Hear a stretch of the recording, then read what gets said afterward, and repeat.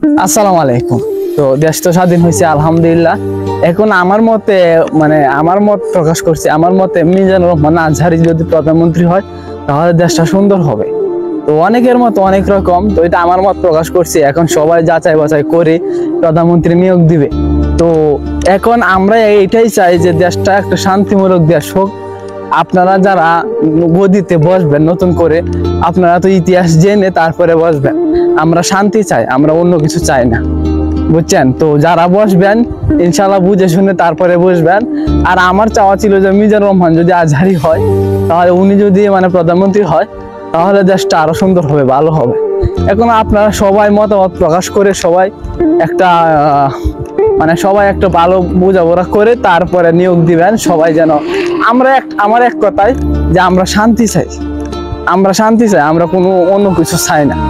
সবাই বুঝে শুনে আসবেন, এটাই।